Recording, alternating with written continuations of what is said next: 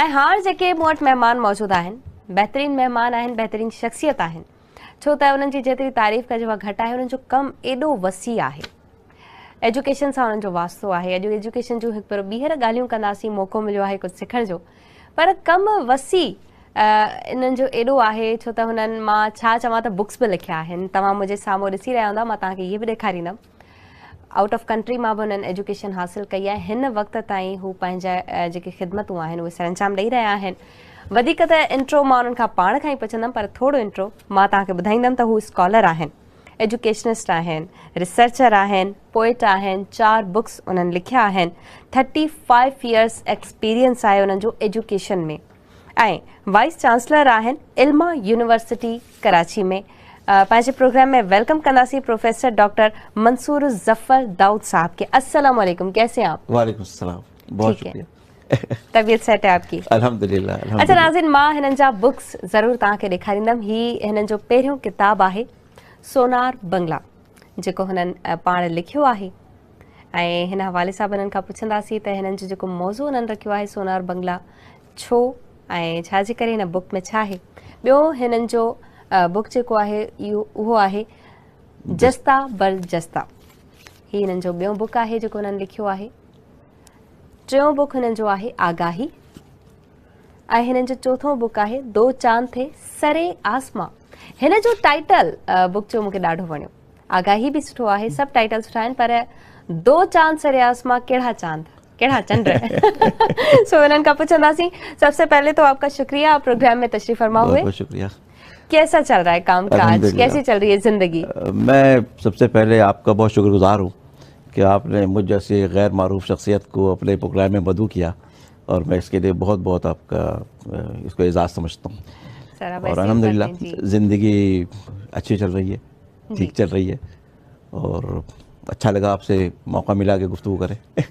Sir आपका माशाल्लाह introduction बहुत ज़्यादा है, जैसे कि मैंने बताई 2-3 चीज़ें, पर नाज़रीन ही 2, 3, 4, 5, 6 पेपर्स मूं वटि ॾिसी रहिया आहियो। ही सर जो इंट्रो आहे।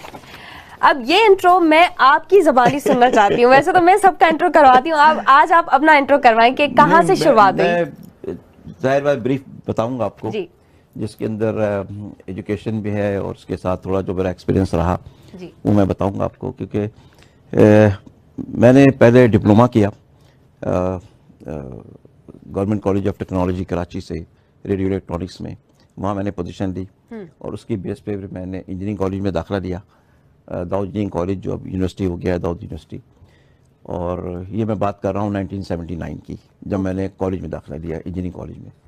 और वहाँ पे फिर माशाल्लाह 4 साल मेरी पोजीशनें आती रहीं, और मैं गोल्ड मेडलिस्ट फ्रॉम देयर।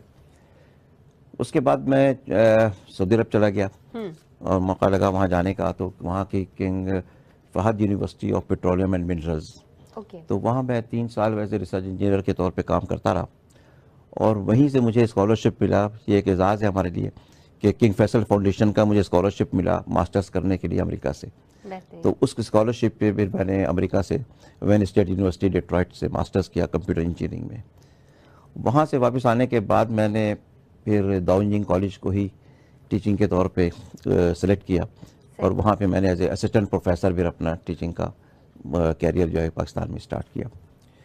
इस दौरान फिर मैंने मास्टर्स किया, एमबीए किया, और एमबीए मैंने मैनेजमेंट इंफॉर्मेशन सिस्टम में एमबीए किया, और इसी दौरान फिर मैंने पीएचडी किया। और आपको खुशी होगी, और मुझे तो बेइंतहा खुशी इस बात की कि मैंने पीएचडी के लिए जो लोग बाहर देखते हैं कि हमें बाहर की क्वालिफिकेशन लेनी है, ये करना है, 1998 में I selected Mehran engineering university Jamshoro, जिसको मैंने पीएचडी के लिए सिलेक्ट किया, जो कि नॉर्मली लोग पाकिस्तान से पीएचडी करना मुनासिब नहीं समझते थे, या उनका रुझान ये था कि वो बाहर जाके पीएचडी करें।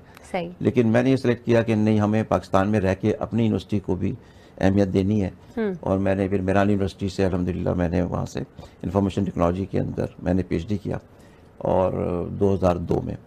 एंड मुझे ये एजाज़ है कि मैं किसी भी पाकिस्तानी यूनिवर्सिटी से पहला पीएचडी हूँ इंफॉर्मेशन टेक्नोलॉजी में।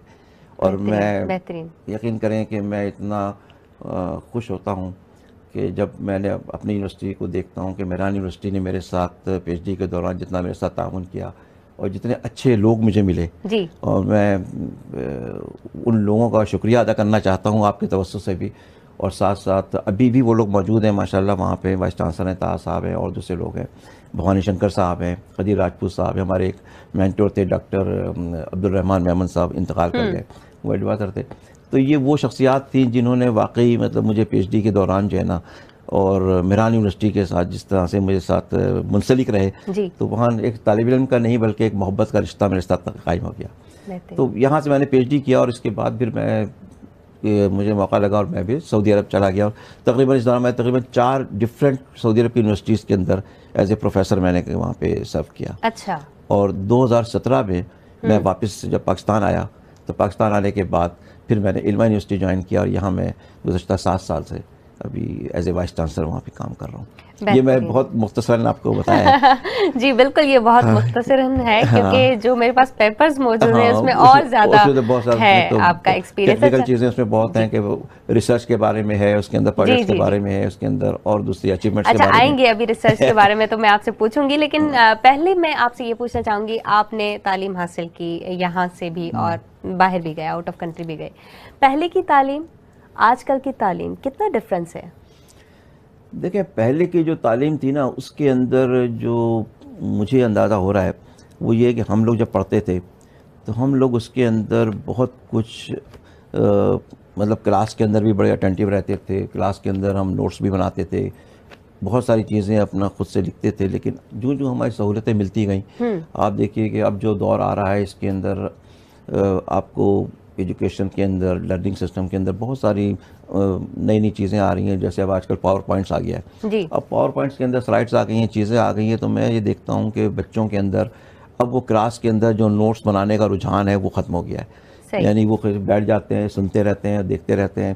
ٹیچر کے لیے بھی آسانی ہو گئی ہے. پہلے ٹیچر بھی خاصی محنت کرتے تھے کیونکہ وہ آتے تھے, بتاتے تھے, سمجھاتے تھے, بورڈ پہ لکھتے تھے, ہم اس کو لکھتے تھے, نوٹس بناتے تھے.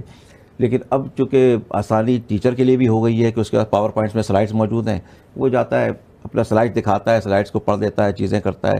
بچے خاموشی سے بیٹھے, زیادہ تر کی بات کر رہا ہوں, بچے سنتے رہتے ہیں, بس دیکھتے رہتے ہیں. اس کے بعد بس اسی میں سے جو امپورٹنٹ چیزیں ہوتی ہیں اس کو خالی مارک کر لیتے ہیں, دیٹس اٹ.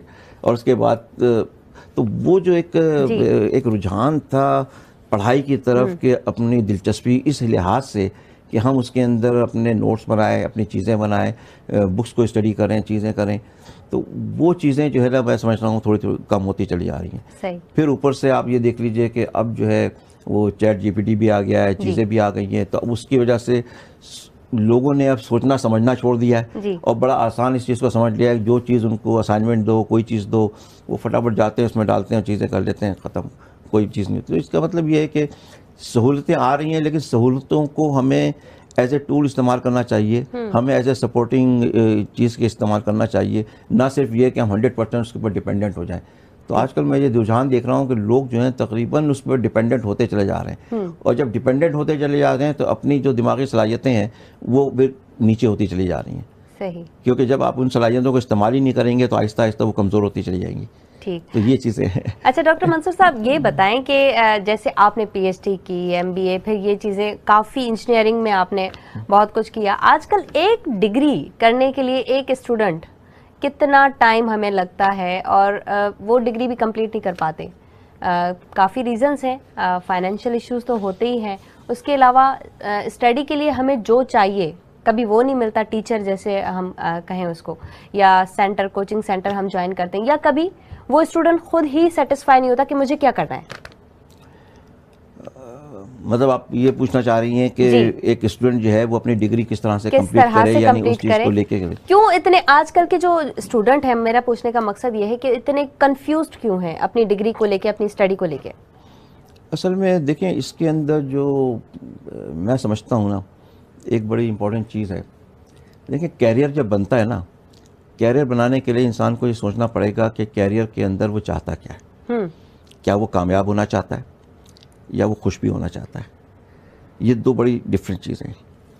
اب کامیابی کا جو پیمانہ ہم نے آج کل بنایا ہوا ہے وہ ہم نے صرف پیسہ بنایا ہوا ہے عام طور پہ, کہ بس کامیاب وہ شخص ہے جس کے پاس کوئی ڈگری لے اور اس کے پاس پیسہ آ جائے. صحیح. خوش وہ شخص ہے جو کہتا ہے نہیں, جو میری طبیعت ہے, جو میں کرنا چاہتا ہوں, اس کے اندر اگر مناسب پیسہ بھی آ جاتا ہے تو اٹس انف. لیکن یہ ہے کہ ہاں میں جو کرنا چاہتا ہوں, چاہے میں آرٹسٹ ہوں یا کوئی بھی چیز ہوں, لیکن میں وہ کر لوں جو میں چاہتا ہوں کرنا. صحیح.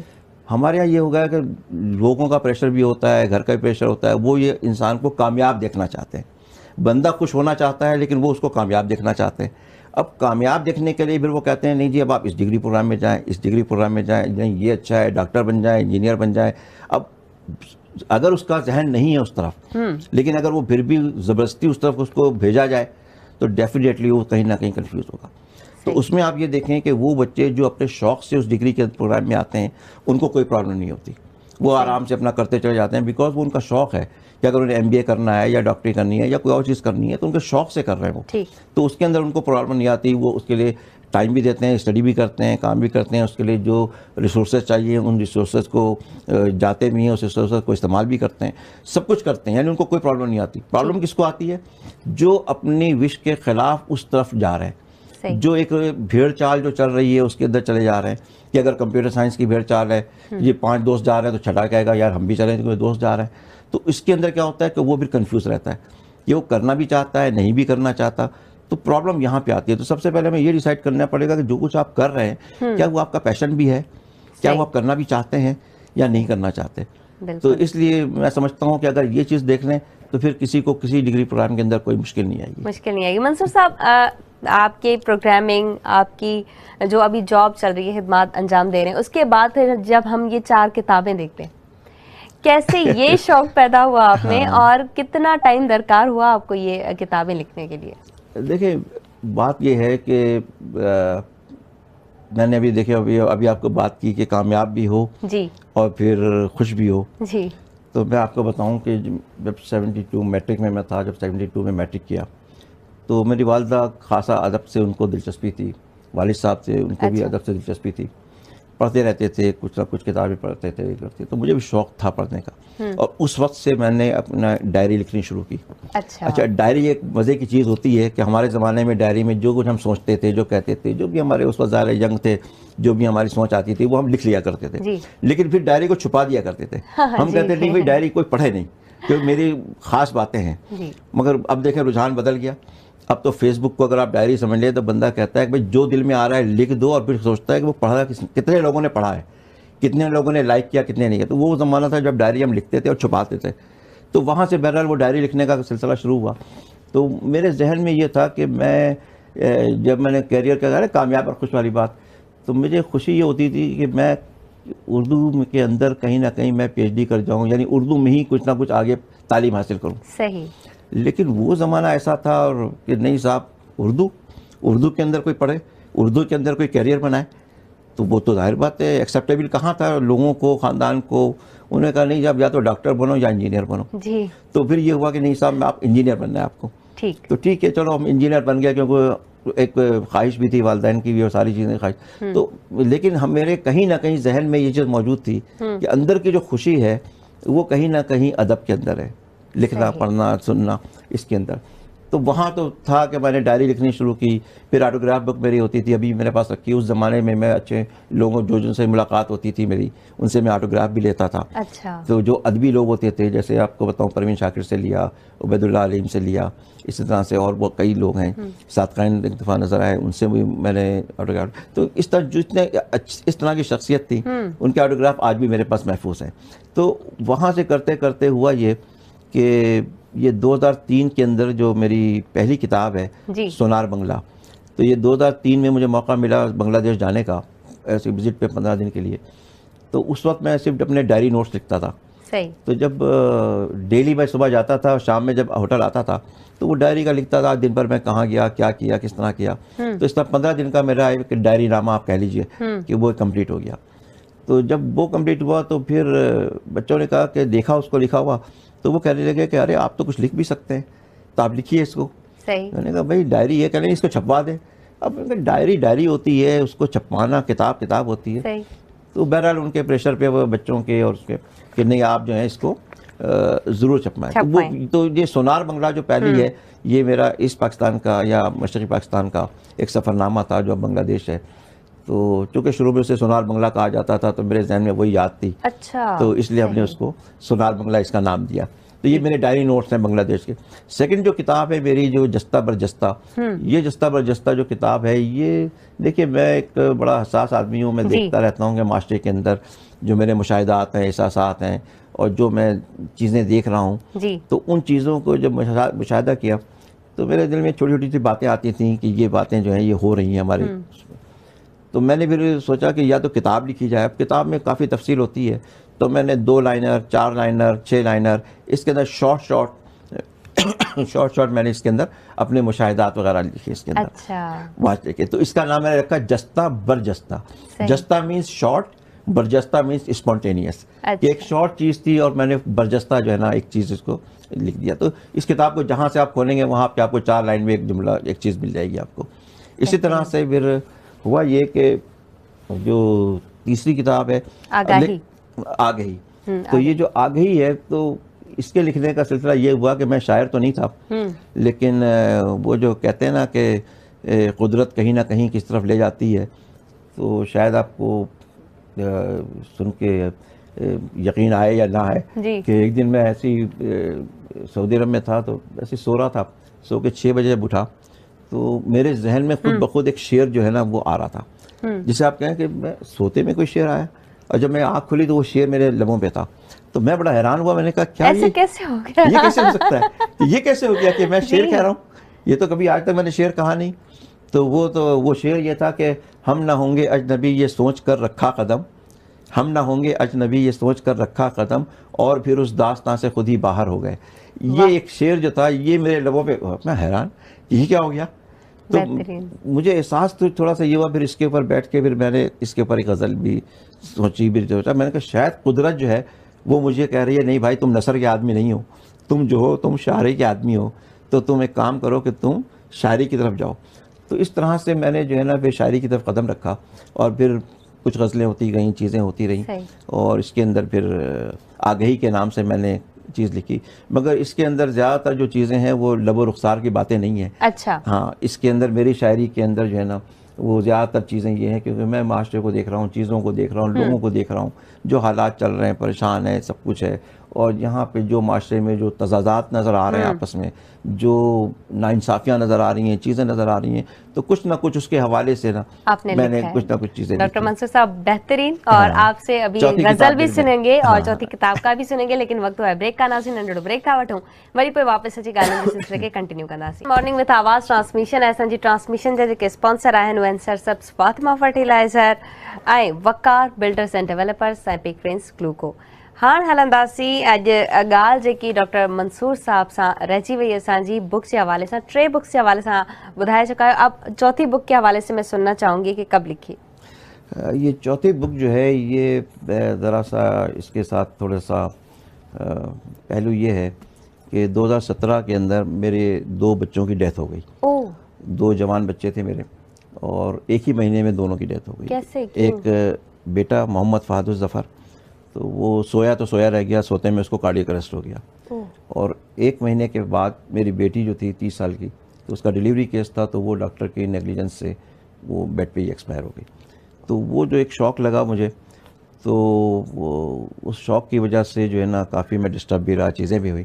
لیکن اس شاعری کے اندر پھر یہ ہوا کہ جو کیفیات، احساسات یا جو چیزیں اس طرح کی تھیں، تو وہ میں نے پھر اپنی کتاب اس کے اندر لکھی. 2 چاند تھے سر آسماں. تو یہ جو 2 چاند تھے سر آسماں، یہ بیسیکلی یہ میرے 2 بچے ہیں جن کے بارے میں لکھا ہے. یہ دیکھیے ٹائٹل پہ بھی یہ دیکھیے میں نے ایسی شو کیا ہے. تو یہ وہ بچے ہیں 2 چاند تھے سر آسماں، یہ میرے بچے تھے جو کہ ستارے تھے آسمان کے جو چلے گئے. تو یہ ان کے حوالے سے اس میں لکھی ہے.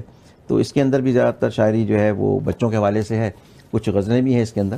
کچھ سنا دیں آپ مجھے، غزل وغیرہ کچھ سنا دیں. تو میرا خیال ہے میں آپ کو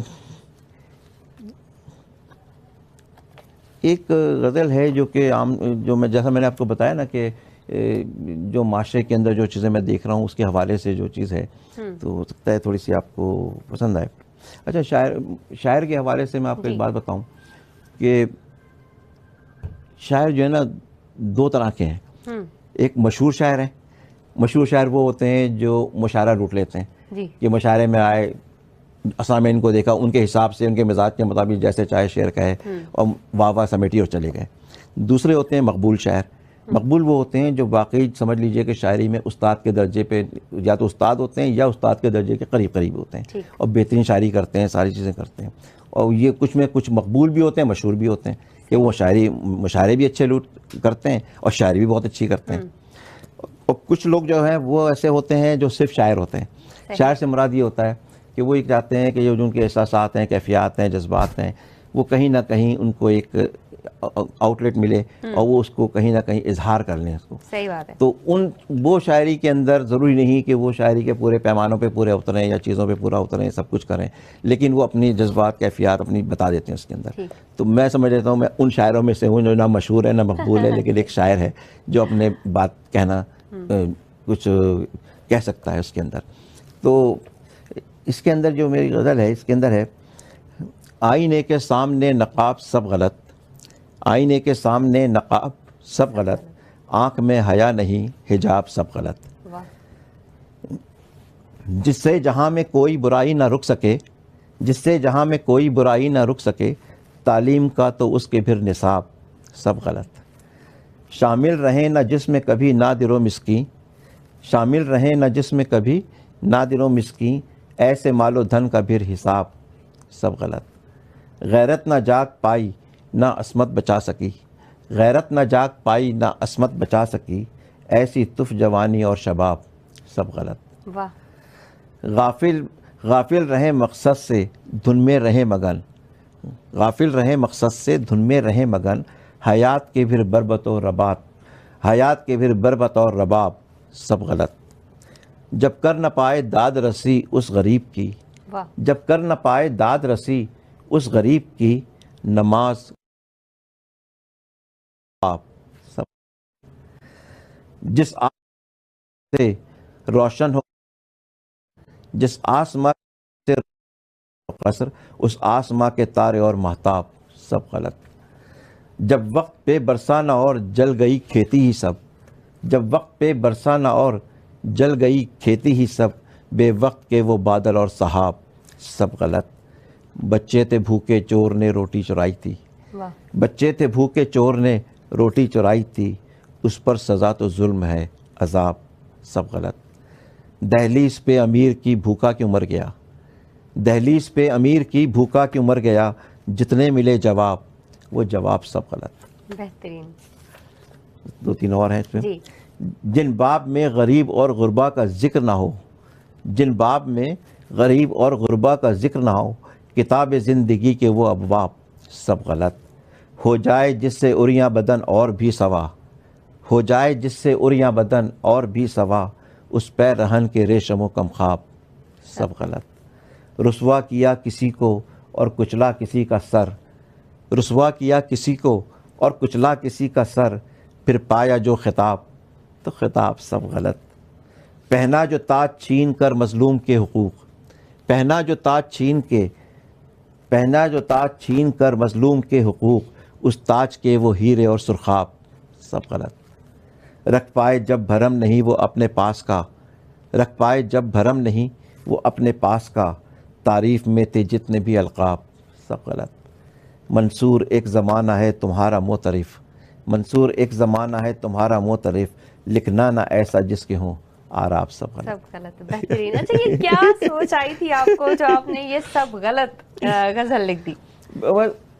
آپ دیکھیں نا یہ چیزیں جو معاشرے کے حساب سے آپ نے لکھی ہے, یہ مشاہدے میں آ رہی ہیں یہ چیزیں.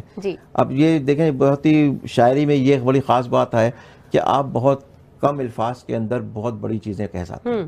یعنی آپ ایک شعر کہتے ہیں اور ایک شعر کے اندر سمجھ لیجئے کہ ایک پورا باب جو ہے نا وہ اس کے اندر بند ہو جاتا ہے. تو یہ ایک بڑا فائدہ ہو جاتا ہے اس چیز سے کہ آپ مختصراً طور کے اوپر آپ بہت بڑی چیز کہتے ہیں اور سمجھنے والے سمجھ جاتے ہیں کہ ہم کہنا کیا چاہتے ہیں. ڈاکٹر منصور صاحب, ایک شاعر کو یا مضمون لکھنے کے لیے کیا چیز درکار ہوتی ہے؟ کیا وقت ہمارے پاس ہونا چاہیے, کیا ہمارے پاس وہ سوچ ہونی چاہیے, یا کوئی بھی آتا ہے تو لکھ جاتا ہے, ایسا ہوتا ہے؟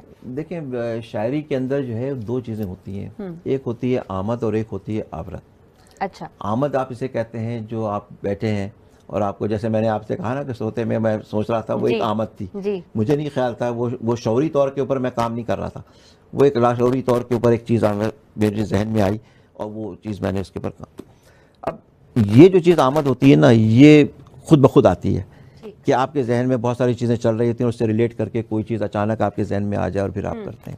لیکن آورد وہ ہوتی ہے جس کو آپ سمجھتے ہیں کہ بھائی یہ چیز ہے اور اس موضوع کے اوپر جو ہے نا مجھے کوئی نہ کوئی چیز اس طرح سے لکھنی ہے.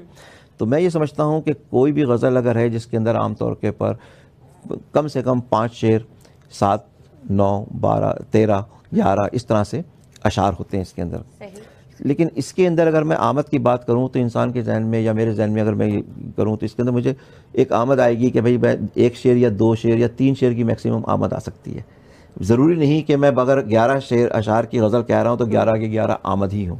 لیکن وہ جو آمد ہوتی ہے اس کے بعد پھر ایک غزل بنانے کے لیے پھر ہم اسی سے ملتے جلتے جو بھی چیزیں ہوتی ہیں اس کے اندر پھر ہم کچھ نہ کچھ اس کے اندر اشعار کو اس میں فٹ ان کرتے ہیں. تو اس کا مطلب یہ ہوتا ہے کہ جب آپ کے پاس آمد آ گئی تو آپ کو ایک موضوع مل جاتا ہے، چیز مل جاتی ہے اور آپ کو ایک راستہ مل جاتا ہے، سرا مل جاتا ہے کہ اس غزل کے اندر آپ کو کہنا کیا چاہتے ہیں. تو عام طور پہ آپ دیکھتے ہیں کہ جب آپ مشاعرے سنتی ہوں گی تو جو شعراء حضرات جو آپ کو بات کرتے ہیں تو جب غزل سناتے ہیں نا تو کہیں نہ کہیں بات کہتے ہیں کہ دیکھیں صاحب یہ شعر ہے جس کی وجہ سے میں نے یہ غزل کہی. تو جب وہ کہتے ہیں کہ میں نے یہ شعر کی وجہ سے یہ غزل کہی تو اس کا مطلب یہ ہوا کہ وہ شعر جو تھا وہ اصل ان کی آمد تھی اور اس کے بعد جو غزل لکھی گئی وہ اس غزل کو مکمل کرنے کے لیے لکھی گئی. بہترین. اچھا میں اس حوالے سے غزلوں اور شعروں کی باتیں چل رہی ہیں تو پروین شاکر سے بھی آپ ملے، یہ اتفاق کیسے ہوا؟ پروین شاکر کا ہوا یہ تھا کہ یہ جب پروین شاکر کی کتاب آئی تھی خوشبو، اچھا تو وہ غالباً آئی تھنک 1976 کی بات تھی یا مجھے ایگزیکٹلی یاد نہیں، لیکن جب ان کی خوشبو کتاب آئی تو وہ بہت ہاتھوں ہاتھ بک گئی اور بہت اچھی تھی اور بہت مطلب پسند آئی اور اس طرح سے تھا کہ لوگوں نے خریدا بھی بہت اور پروین شاکر جو تھیں وہ ایک طرح سے ایک پاپولر فگر بن گئی. جی. تو ہوا یہ کہ ایک دفعہ یہ اس کے بعد ان کی ایک دوسری کتاب آ گئی تھی برگے نئے کے نام سے، تو وہ بھی میں نے پڑھی تھی. اسی دوران یہ ہوا کہ ایک جگہ پہ صادقین کی ایک نمائش ہو رہی تھی ان کی خطاطی کی. اس نمائش میں جب میں گیا تو وہاں پہ اتفاق سے یہ مجھے مل گئی. تو یہ جو مجھے ملی وہاں پہ تو وہاں پہ میں نے پھر ان سے کہا کہ آپ کیونکہ اس وقت تو ظاہر ہے ایک پاپولر فگر بھی تھیں، چیز بھی تھیں اور لوگ پسند بھی کرتے تھے ان کی شاعری کو. تو وہاں پہ میں نے فوراً اچھا آٹوگراف بک میرے ہاتھ میں تھی کہ صادقین سے آٹوگراف لوں گا جو کہ ان کی نمائش دیکھنے جا رہا ہوں. تو وہاں جب یہ ملی تو میں تو بہت ہی خوش ہوا. تو اس طرح سے ان کا بھی ایک آٹوگراف مجھے آ گیا. اچھا میں آپ کو آٹوگراف بتاؤں کہ دیکھیں آٹوگراف لینا جو ہے نا یہ آج کل ہم یہ دیکھتے ہیں کہ آٹوگراف لینا بھی جو ہے نا بس ایک مطلب ان کو پتہ نہیں ہے آٹوگراف لینا کیا ہے کہ جو نظر آ گیا اچھا یہ اچھا ہے چلو بھائی آٹوگراف لو. کسی نے اپنا ہاتھ بڑھا دیا اس پہ دے دو آٹوگراف، کسی نے اپنا کپڑا بڑھا دیا، کسی نے کہا میری پیٹھ پہ آٹوگراف دے دو، کسی نے کہا کاغذ پہ دے دو. یعنی جس کا جو سمجھ میں آٹوگراف لے لو جس سے چاہو لیتے چلے جاؤ.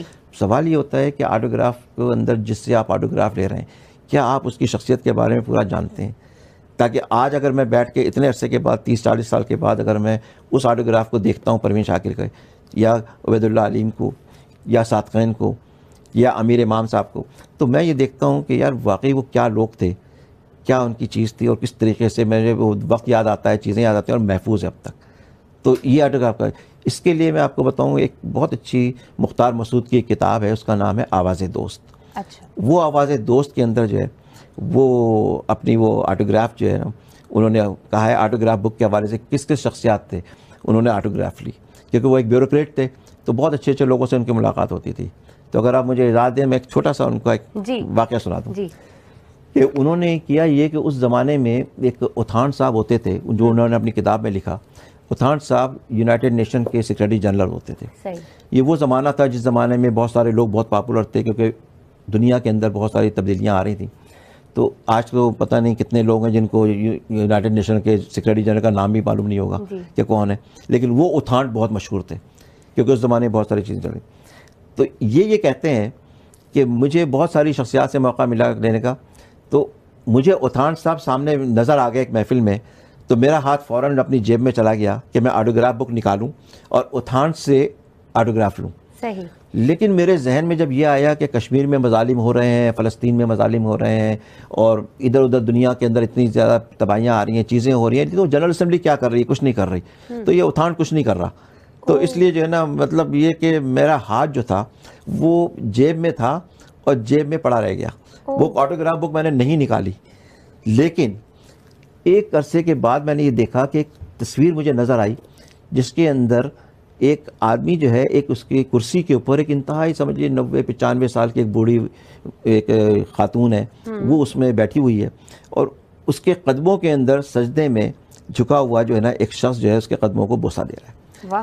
تو کہنے لگے پتہ ہی چلا کہ وہ جو تصویر ہے وہ اوتھانٹ کی تصویر تھی, اور وہ بوسہ جو دے رہا تھا وہ اوتھانٹ اپنی والدہ کو بوسہ دے رہا تھا, کیونکہ وہ شاید برما کا تھا یا کہاں کا تھا, تو وہاں کے لوگوں کے جو بھی عقائد تھے بدھ مذہب کے یا جو بھی تھے, تو اس کے حساب سے وہ دے رہا تھا. تو کہتے ہیں کہ وہ دن ہے اور آج کا دن میں اس اوتھانٹ کو نہیں دیکھتا کہ وہ اوتھانٹ جو جنرل اسمبلی کا سیکریٹری تھا, مجھے اب اس اوتھانٹ کی تلاش ہے جو اس عمر کے اندر اتنے اونچے عہدے کے بجائے بھی اپنے ماں کے قدموں میں کس طرح سے بوسہ دیتا ہے. میں اس کے آٹوگراف لینا چاہتا ہوں. بہترین. اب یہ جو بات ہے نا, یہ ہوتا ہے کہ آٹوگراف کی ویلیو کیا ہے. جی. تو مگر اب آج کل تو آپ دیکھ رہے ہیں ایک فیشن بنا ہوا ہے آٹوگراف لینا. جی. اور کل کو ان سے پوچھے 3 دن کے بعد ان سے کہیں بھائی تم نے کل آٹوگراف لیا تھا دکھاؤ سے کہاں ہے, کہ اچھا پتہ نہیں وہ کہاں دیا. بالکل صحیح تو کہا. اس طرح کی چیزیں ہوتی ہیں. تو اب اسی طرح سے اگر آپ کہیں تو جی ایک اور غزل سنائیں پھر ہم بریک لیتے ہیں. ہاں, تو میں اب دیکھیں وہ جو آمد اور آورت کی بات کر رہا تھا, اب اس آمد اور آورت کے اندر اگر میں کہوں کہ اس کے اندر جو شعر جو تھا جو مجھے آمد ہوئی, تو اس آمد کے اوپر پھر میں نے غزل لکھی تاکہ آپ کو فرق پتہ چل جائے کہ بھئی آمد کیا تھی اور آورت کیا ہوتی. تو اب میں نے یہ غزل لکھی جس میں ہم کہتے ہیں نا کہ اس شعر کی وجہ سے میں نے یہ غزل لکھی. جی. تو میں نے لکھا اس کو, اس کے 4 کچھ اشعار ہیں. پہلے تو ان کے پیار کی چاہت کا عنصر ہو گئے, پہلے تو ان کے پیار کی چاہت کا عنصر ہو گئے, غافل ہوئے پھر اس قدر کے صرف پتھر ہو گئے. نفرتوں کے بیج نے پھیلایا ایسا سیم و تھور, نفرتوں کے بیج نے پھیلایا ایسا سیم و تھور, لہلہاتے کھیت بھی پل بھر میں بنجر ہو گئے. ناگنوں کے دیس میں ایک ایسی ناگن بھی ملی, ناگنوں کے دیس میں ایک ایسی ناگن بھی ملی, بھول بیٹھے سارے جنتر چھو سے منتر ہو گئے. واہ. کاروانے جرس پہ کیسے رواں رکھیں سفر, کاروانے جرس پہ کیسے رواں رکھیں سفر, ایسا یگ آیا کہ اب رہزن ہی رہبر ہو گئے. کام تھا تو منہ سے ہر دم پھول ہی جھڑتے رہے, کام تھا تو منہ سے ہر دم پھول ہی جھڑتے رہے, وقت بدلا جو ہی ایک دم تیز خنجر ہو گئے.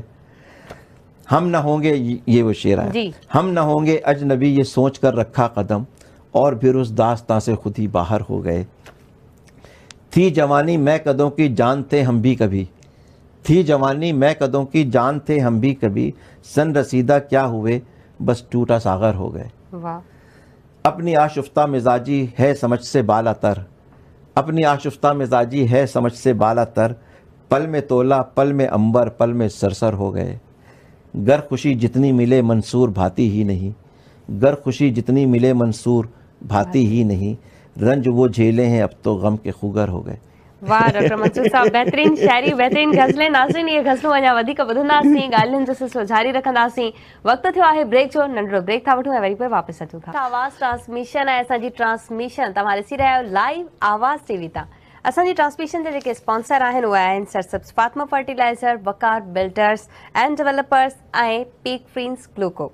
ॻाल्हियुनि जे सिलसिले खे अॻिते वधाईंदासीं. डॉक्टर मंसूर साहब खां हाणे एजुकेशन जे हवाले सां कुझु पुछी वठूं, छो त एजुकेशन जो हिननि जो 35 ईयर्स जो वास्तो आहे. सो मैं ये पूछना चाहूँगी कि आप ने मेंशन भी किया है, आपका विजन है quality of education. So what is quality of education actually? देखिए, सबसे पहले तो हमें ये समझना पड़ेगा कि क्वालिटी होती क्या है. राइट. क्या क्वालिटी जो है वो कोई स्टैटिक चीज़ है? ऐसा नहीं है.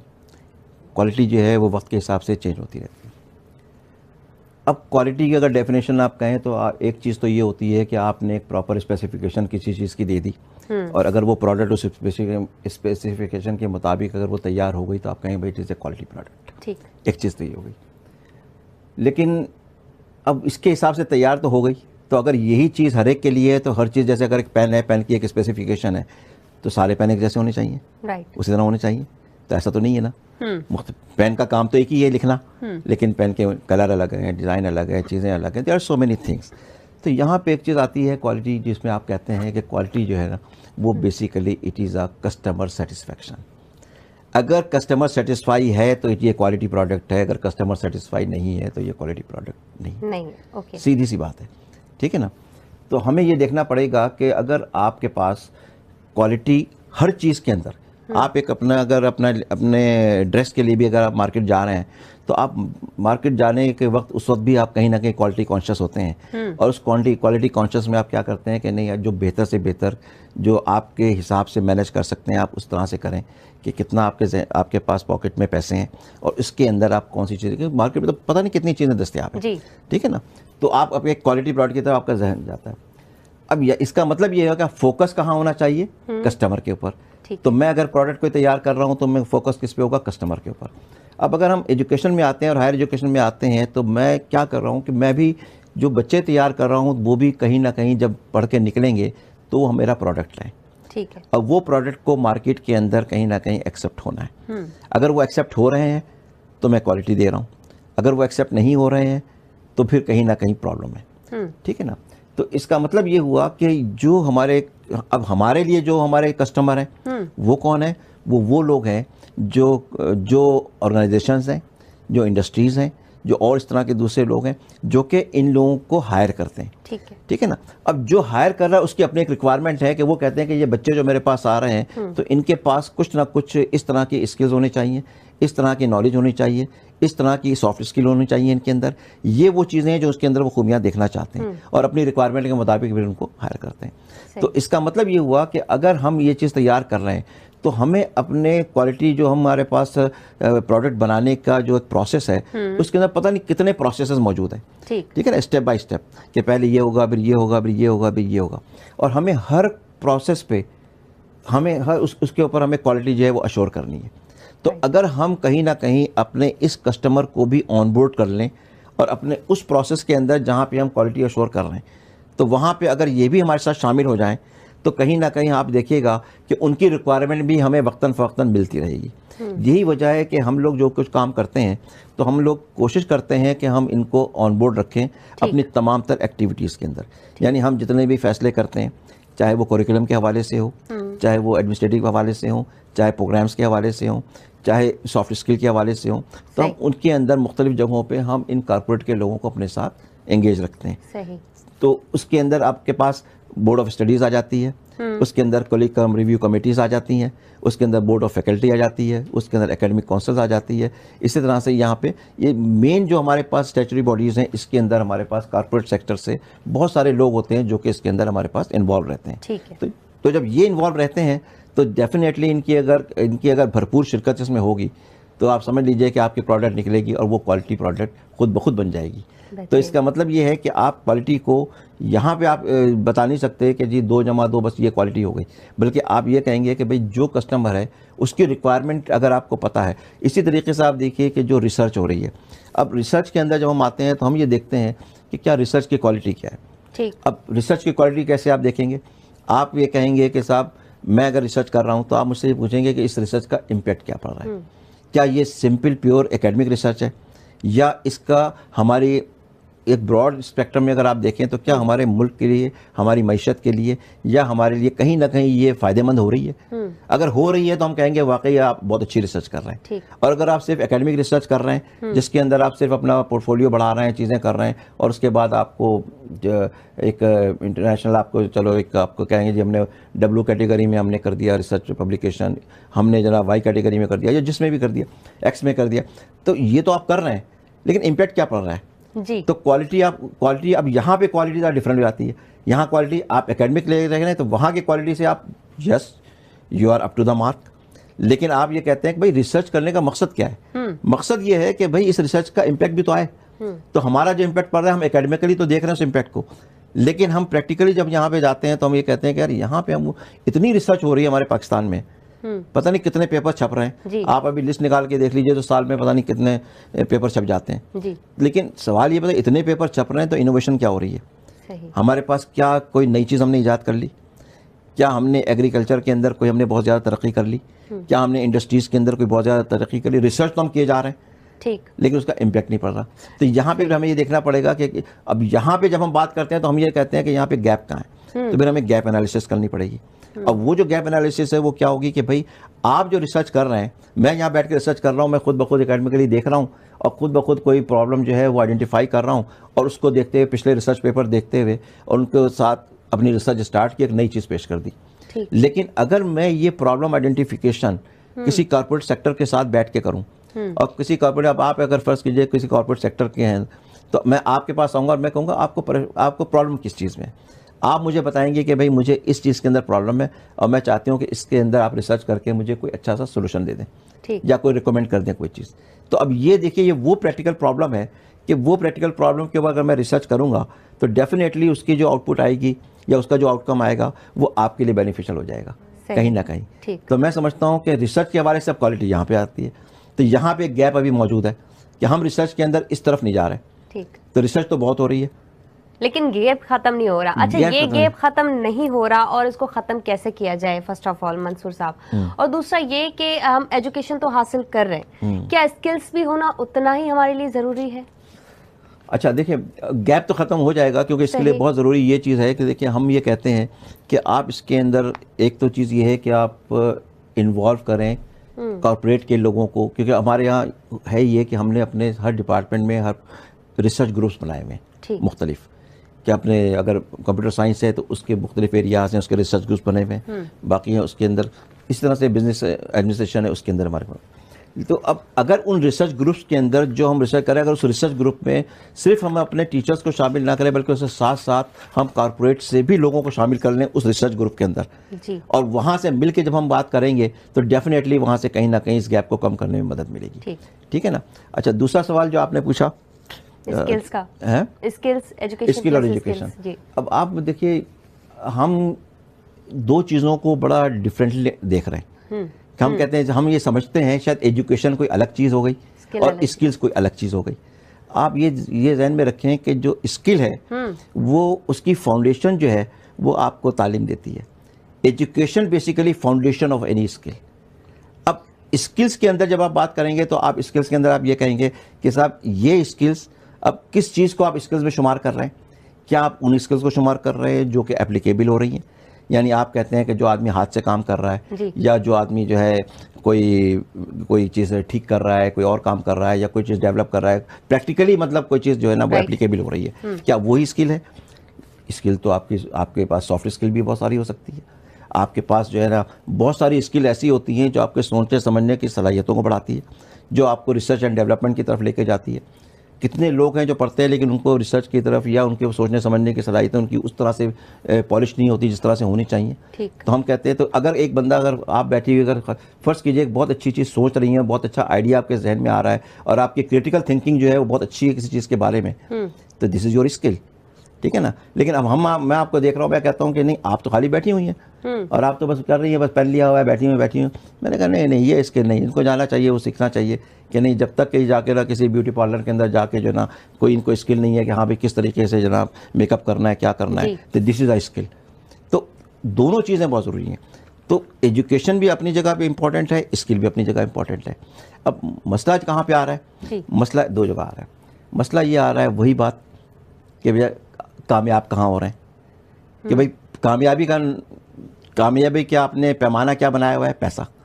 کہ بھئی پیسہ کہاں آ رہا ہے. تو اب وہ یہ دیکھتے ہیں کہ یار اسکل حاصل کر لو, وہ والی اسکل کون سی؟ اپلیکیبل. اس کے اندر جب اسکل آئے گا تو بندہ اپنے ہاتھ پاؤں چلائے گا, کچھ نہ کچھ پیسہ کمائے گا, اس کے اندر آگے بڑھے گا اور آگے پیسہ کمائے گا. ایجوکیشن لے رہا ہے, ایجوکیشن لے کے وہ ڈگری لے رہا ہے, چیزیں کر رہا ہے, اپنا بیچلرس کر لیا, ماسٹرس کر لیا. اب اس کے بعد جب وہ مارکیٹ میں آتا ہے اس کو جاب نہیں مل رہی. اب جب جاب نہیں مل رہی تو وہ پریشان پھر رہا ہے. وہ کہتا ہے بھائی جاب نہیں مل رہی, یہ نہیں مل رہی. کہتا ہے یار تمہاری اسکل ہی نہیں بڑھی. یعنی آپ اسکل کو وہاں پہ اب حالانکہ اس کی اسکل ہے, موجود ہے اس کے پاس, ظاہر بات ایک آدمی نے ڈگری کی ہے, ڈگری کی اپنی ایک اس کے اندر صلاحیتیں پیدا ہو گئی ہیں, اپنی ویلیو ہے اس کے اندر, صلاحیتیں پیدا ہوئی ہیں, ماسٹر اس کی صلاحیت, لیکن اس کی اس اسکل کو یوز کرنے کے لیے اس کو مواقع نہیں مل رہے. لیکن ہم یہ کہتے ہیں کہ نہیں تم یار اسکل یہ والی کر لو, چھوٹا سا اپنا کوئی کورس کر لو, کچھ اور کر لو, تمہاری یہ اسکل بڑھ جائے گی تو تم ایک اپنی دکان خود کھول لو گے, کہیں کچھ اور کر لو گے, کچھ اور کر لو, یہ پیسہ کما لو گے. تو وہاں پہ جب ہم آتے ہیں اور ان چیزوں کو جب ہم دیکھتے ہیں تو ہم یہ اسکل اور ایجوکیشن کو الگ الگ ہم کرنا شروع کر دیتے ہیں. لیکن اگر یہ چیزیں ساتھ ہو جائیں نا تو پھر سونے پہ سہاگا ہو جائے گا. سونے پہ سہاگا ہو جائے. ڈاکٹر منصور صاحب مگر اسکل جو ہے نا وہ ہر جگہ موجود ہے. ہر جگہ موجود ہے. ڈاکٹر صاحب اب میں آپ سے شاعری سننا چاہوں گی, خاص کر کے جو رومانس رومانوی شاعری کا جو ٹچ ہوتا ہے, اور یہ بتائیں کہ آپ نے کبھی اپنی وائف پہ لکھا ہے کچھ؟ دیکھیں میں آپ کو یہاں پہ ایک بات بتاؤں.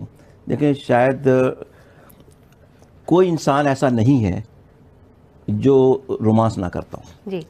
ضروری نہیں کہ وہ رومانس جو ہے کسی اپنے اپوزٹ بندے سے کر رہا ہو. وہ رومانس کسی بھی چیز سے ہو سکتا ہے. وہ رومانس کسی کو, کوئی جاتا ہے سمندر کے سامنے بیٹھتا ہے, اس کو رومانس ہے کہ میں سمندر کو دیکھتا ہوں مجھے اچھا لگتا ہے, ٹھیک ہے نا. کوئی گلشن میں جاتا ہے, کوئی پھولوں کو دیکھتا ہے, کہتا ہے مجھے رومانس ہے. تو رومانس کی ڈیفینیشن ہم نے محدود کر دی ہے یہاں تک. تو ایک تو چیز یہ. دوسری آپ نے جو وائف کی بات کی, میں آپ کو یہاں پہ ایک بات بتاؤں. ہم لوگ, میرا کیا ماننا یہ ہے, جو میں نے اپنی پوری زندگی دیکھی اور میں نے جو چیز دیکھی اور میں نے مختلف لوگوں کا مشاہدہ کیا, صرف میں اپنی بات نہیں کر رہا ہوں بلکہ جتنے بھی لوگ ہیں, اور میں اپنی خواتین کی بات نہیں کر رہا, جتنی بھی خواتین ہیں, میں ان کو یہ کریڈٹ دینا چاہتا ہوں کہ ہمیں جو ہے عورت کی عزت کرنی چاہیے, ہمیں عورت کا شکر گزار ہونا چاہیے, کیونکہ عورت وہ ہے یا بیوی وہ ہے جو کہ محدود آمدنی کے اندر بھی بیسٹ مینجمنٹ کر کے آپ کا گھر چلاتی ہے. یہ کریڈٹ میں دینا چاہتا ہوں اس کو, کیونکہ جب اس کے پاس پیسہ ہوتا ہے تو وہ اپنے ہاتھ پاؤں پھیلا بھی دیتی ہے کہ نبی ٹھیک ہے چلو اچھا ہے پیسہ, لیکن اگر خدا نخواستہ کبھی کوئی پریشانی آتی ہے یا کمی ہوتی ہے تو وہ اپنے پاؤں کو سمیٹنا بھی جانتی ہے, اور جب سمیٹتی ہے اس کے اندر بہترین گھر چلتا ہے. یعنی مرد کو پتہ بھی نہیں چلتا کہ حالانکہ چیزیں چل کیسے رہی ہیں. کیونکہ میں تو اکثر یہ کہتا ہوں, میں کہتا ہوں کہ اگر یہ مینجمنٹ جو فائنینشیل مینجمنٹ جو گھر کی ہے اگر شوہر کے ہاتھ میں آ جائے تو وہ تو میرا خیال ہے 10 دن میں سب خرچ کر آ کے جو ہے نا جنگل کی طرف بھاگ جائے پاگل ہو کے. لیکن عورت کے دیکھیں, آپ کو کریڈٹ دیں کہ عورت جو ہے وہ پورے گھر کو کس طرح مینیج کرتی ہے اور ماشاءاللہ اچھے سے لے کے چلتی ہے. جی. تو ابھی بیوی کی تعریف میں کچھ سنا دیں ہمیں. میں نے عام طور پہ میں رومانی اتنا لکھتا تو نہیں ہوں, لیکن اب ظاہر بات ہے انسان ہے, کبھی ذہن میں آ ہی جاتا ہے. تو ایک پہلے ایک نظم سنا دوں جو تھوڑا سی آزاد نظم ہے, نام کے نام سے. اس کا نام عنوان ہے نام, ٹھیک ہے نا. تو یہ ہے, یہ بات ہے برسوں پہلے کی, یہ بات ہے برسوں پہلے کی, جب دل بوجھل ہو جاتا تھا میں ساحل پر آ جاتا تھا, پھر یاد کسی کی آتی تھی دل خوشیوں سے بھر جاتا تھا. یہ بات ہے برسوں پہلے کی, جب دل بوجھل ہو جاتا تھا میں ساحل پر آ جاتا تھا, پھر یاد کسی کی آتی تھی دل خوشیوں سے بھر جاتا تھا. بس ریت پہ انگلی چلتی تھی, بس ریت پہ انگلی چلتی تھی, ایک نام ابھر سا جاتا تھا. بس ریت پہ انگلی چلتی تھی, ایک نام ابھر سا جاتا تھا. پھر لہر اچھل کے آتی تھی, وہ نام بھی مٹ جاتا تھا. یہ شغل مسلسل جاری تھا, میں لکھتا لہر مٹاتی تھی. میں لکھتا لہر مٹاتی تھی, یوں آنکھ مچولی بیچ کے پھر ایک سیپ کنارے آئی تھی. ایک سیپ کنارے آئی تھی, مجھے دیکھ مسکائی تھی, اٹلائی تھی اترائی تھی, منہ میں ریت دبائی تھی اور لے کر دوڑی جاتی تھی. پھر لمحے ماہو سال ہوئے, پھر لمحے ماہو سال ہوئے, ہم جیون میں مصروف ہوئے, اور یوں ہی جب ایک موتی کو دیکھا تو من بےحال ہوا. پھر یوں ہی جب ایک موتی کو دیکھا تو من بےحال ہوا, غور سے دیکھا موتی پر ایک نام ابھر کے آیا ہے. غور سے دیکھا موتی پر ایک نام ابھر کے آیا ہے, روشن ہی ہوتا جاتا ہے. اور یاد مجھے یہ آتا ہے, یہ نام تو دیکھا ہے برسوں پہلے جو لکھتا تھا. یہ نام تو دیکھا ہے برسوں پہلے جو لکھتا تھا. ساحل پہ بیٹھ کے ریتوں پر جو موج بہا لے جاتی تھی اور سیپ اٹھا لے جاتی تھی, وہ تھا تو ریت کا ایک ذرہ پر سیپ نے وہ تھا تو ریت کا ایک ذرہ پر سیپ نے پوسا پالا تھا. موتی میں اس کو ڈھالا تھا اور روپ سروپ سنوارا تھا. غور سے دیکھو اس موتی پر, غور سے دیکھو اس موتی پر, ایک ہی نام تو ابھرا ہے. غور سے دیکھو اس موتی پر, ایک ہی نام تو ابھرا ہے. وہ نام جو ریت پہ لکھتا تھا, وہ نام جو دل میں بستا تھا, وہ نام جو ایک ہی نام تو تھا, وہ نام جو ایک ہی نام تو ہے, وہ نام جو سب سے پیارا ہے, وہ نام جو صرف تمہارا ہے. واہ, वो नाम जो सिर्फ तुम्हारे मंसूर साहब, मैं जब आपकी शायरी सुन रही हूँ मुझे ये नहीं लग रहा कि आप एजुकेशन से आपका इतना कोई गहरा ताल्लुक है, मुझे ये लग रहा है कि मेरे पास पोइट बैठे हुए हैं। तो बहुत अच्छा लिखते हैं आप नाज़रीन। वठूं था ब्रेक खां पोइ अची करे हिननि जी वाइफ ते जेकी शायरी आहे उहा ॿुधंदासीं। मॉर्निंग विथ आवाज़ ट्रांसमिशन में असांजी ट्रांसमिशन जा जेके स्पॉन्सर आहिनि उहे आहिनि सरसब्स Fatima fertiliser, Waqar builders and developers ऐं टीक फ्रेंड्स ग्लूको ऐं डॉक्टर मंसूर साहब जन एॾी सुठी शायरी गज़लूं ॿुधाए रहिया आहिनि। वाइफ ते रहिजी वई, हाणे उहा ॿुधंदासीं। जी डॉक्टर मंसूर साहब, अब वाइफ के हवाले से कुछ सुना दें आप, ताकि उनको भी पता चले कि आपने कुछ उनके लिए भी लिखा है। नहीं, उनके लिए भी 200 कहाँ गया ये जी। हाँ, ये वैसे उन्हीं को डेडिकेट किया था मैंने ये। अच्छा, हाँ, चंद अशार हैं जी। 4-5। भूल गए सब बातें बीती, याद रहे बस तुम। है, मेरी इस नज़म का नाम भी है बस तुम। अच्छा, भूल गए सब बातें बीती, याद रहे बस तुम। दिल के महके आंगन में आबाद रहे बस तुम। वाह। तुमको देखा, तुमको सोचा और तुमको ही चाहा। तुमको देखा, तुमको सोचा और तुमको ही चाहा। ज़ात में मेरी बस गए यूं हमजाद रहे बस तुम। वाह। दिल के चमन में प्यार के पौधे अच्छे और रंगीन। दिल के चमन में प्यार के पौधे अच्छे और रंगीन। सारे छोटे छोटे थे शमशाद रहे बस तुम। वाह। सारे छोटे छोटे थे शमशाद रहे बस तुम। सबने कितने दाव लगाए, कैसी चाल चली। सबने कितने दाव लगाए, कैसी चाल चली। दिल के नन्हे पंछी के सयाद रहे बस तुम। सबने कितने दाव लगाए, कैसी चाल चली। दिल के नन्हे पंछी के सयाद रहे बस तुम। जितने मैंने तमगे पाए और जितनी भी इज्जत, जितने मैंने तमगे पाए और जितनी भी इज्जत, मेरे सारे हासिल की बुनियाद रहे बस तुम। वाह। जितने मैंने तमगे पाए और जितनी भी इज्जत, मेरे सारे हासिल की बुनियाद रहे बस तुम। वक्त ने हर पल साथ दिया, नाम भी और आराम। वक्त ने हर पल साथ दिया, नाम भी और आराम। खुशबख्ती खुशहाली के आदाद रहे बस तुम। वक्त ने हर पल साथ दिया, नाम भी और आराम। खुशबख्ती खुशहाली के आदाद रहे बस तुम। रंजो गम भी साथ रहे पर याद हमें बस इतना। रंजो गम भी साथ रहे पर याद हमें बस इतना। तारों जितनी खुशियों की तादाद रहे बस तुम। वाह। रंजो गम भी साथ रहे पर याद हमें बस इतना। तारों जितनी खुशियों की तादाद रहे बस तुम। और उम्र की इस दहलीज पे बैठे, उम्र की इस दहलीज पे आकर देखा ये मंसूर। उम्र की इस दहलीज पे आके देखा ये मंसूर। जीवन के सब किस्सों की रुदाद रहे बस तुम। वाह। उम्र की इस दहलीज पे आकर देखा ये मंसूर।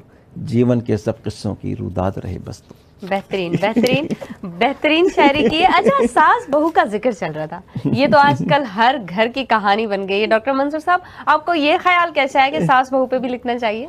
असल में ये जो मेरी किताब ये जो किताब है जिसे हम जस्ता बरजस्ता, जी, ये किताब मेरी है ज़िंदगी के तजर्बात, मुशाहिदात, महसूसात और तज्जियात। सही।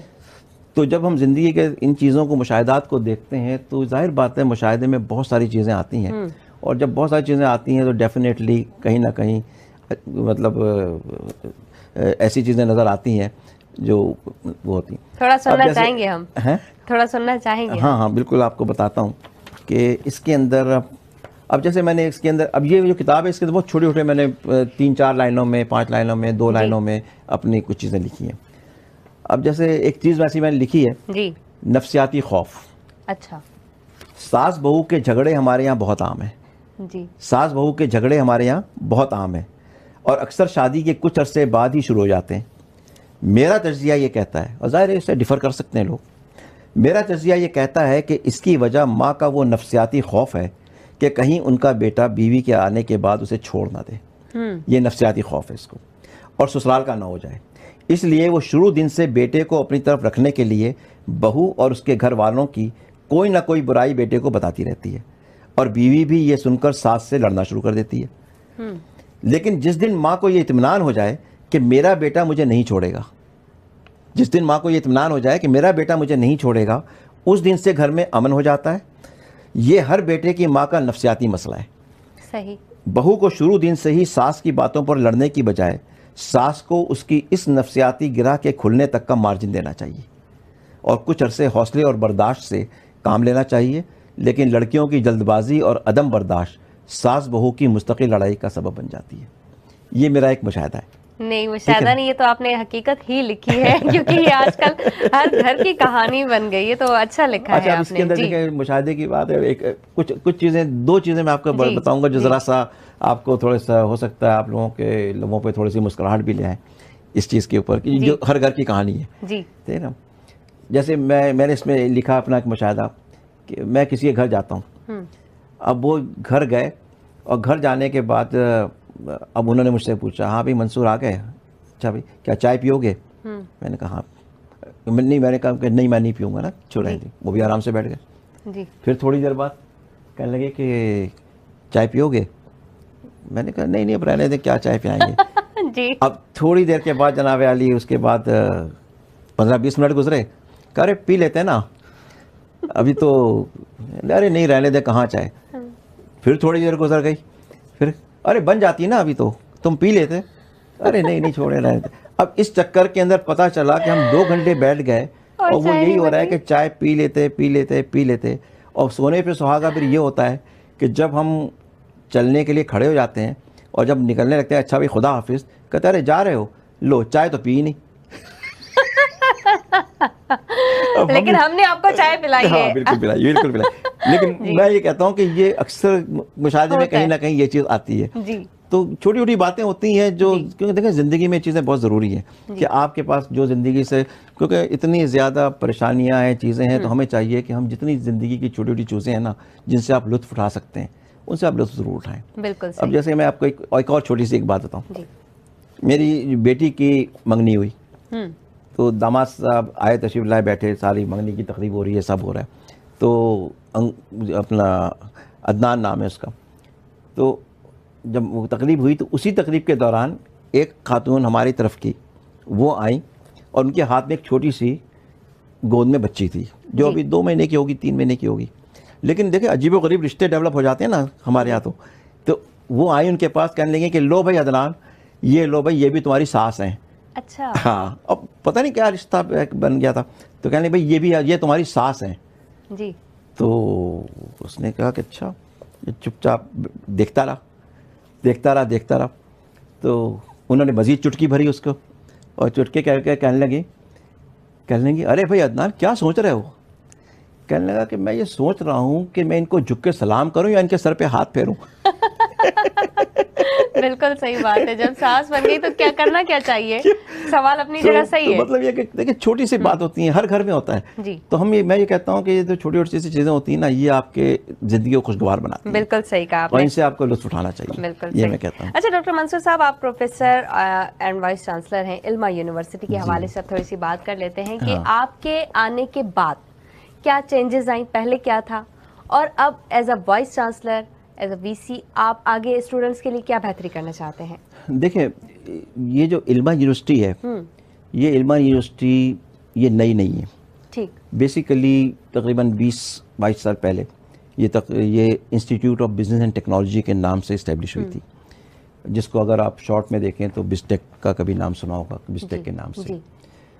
अब ये उसकी एक उसने अपना नाम बनाया, चीज़ें बनी और उसकी मार्केट के अंदर एक रेपुटेशन अच्छी खासी करी।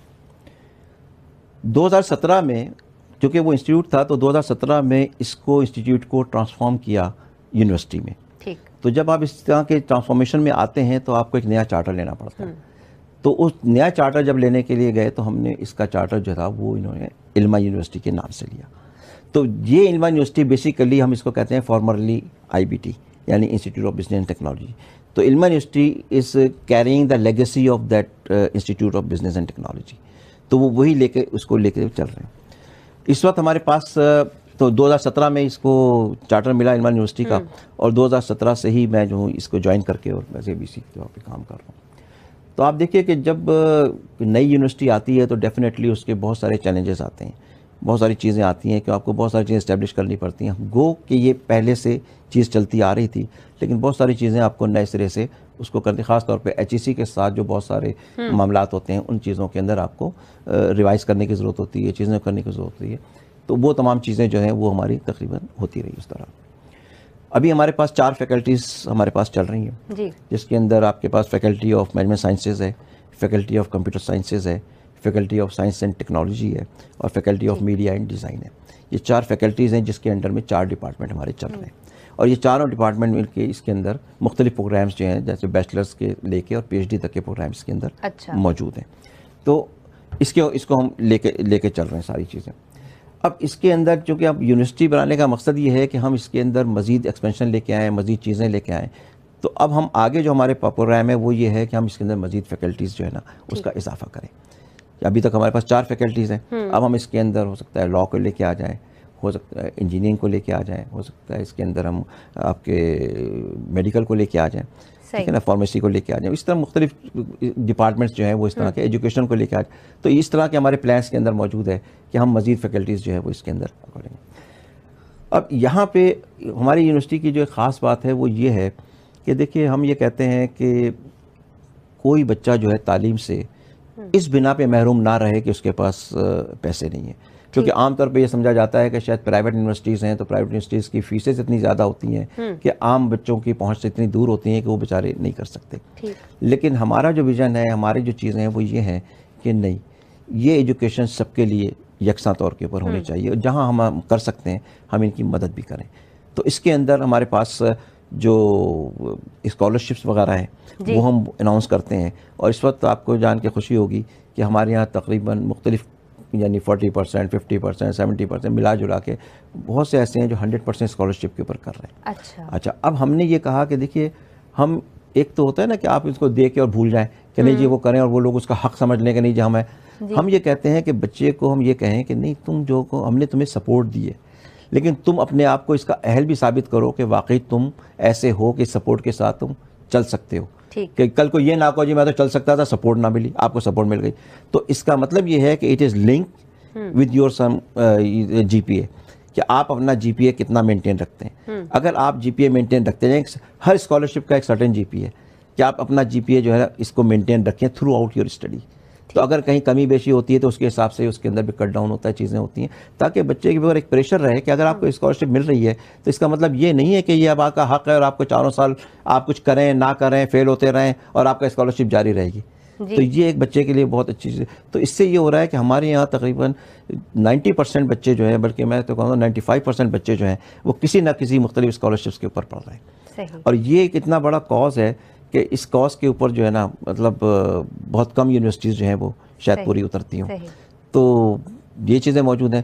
پلس ہمارے یہاں آپ دیکھیں گے تو ہمارے یہاں جو بچوں کے لیے جو ہے نہ صرف یہ دیکھیں پروفیشنل ایجوکیشن تو دینی ہے, وہ تو ہے ہی ہے. اور پھر میں نے آپ سے کہا کہ سافٹ اسکل کی بھی بات کریں.